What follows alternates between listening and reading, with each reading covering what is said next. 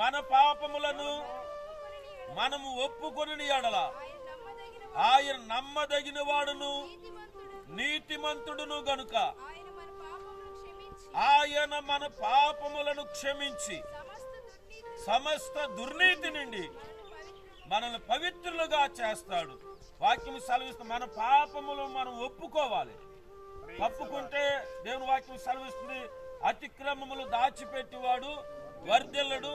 దాన్ని ఒప్పుకుంటే ఏ మనిషి దగ్గరైనా ఒకవేళ పొరపాటుగా ఏదైనా జరిగిందనుకోండి, అయ్యా తప్పు అయిపోయిందంటే క్షమిస్తాడు. ఒప్పుకోకపోతే మాత్రం కలబడి ఒకటి పడతాడు. దేవుడు కూడా ఏమంటున్నాడంటే, ఇదిగో మీ పాపములు మీరు ఒప్పుకొని ఎడల దేవుడు నమ్మదగిన వాడు నీతిమంతుడు గనుక మన సమస్తమైన పాపముల నుండి దుర్నీతుల నుండి మనల్ని విడిపించి మనల్ని ప్రత్యేకపరుస్తాడు. వాక్యం సెలవిస్తుంది ఇంకా కిందని, ఆయన కుమారుడైన యేసు రక్తము ప్రతి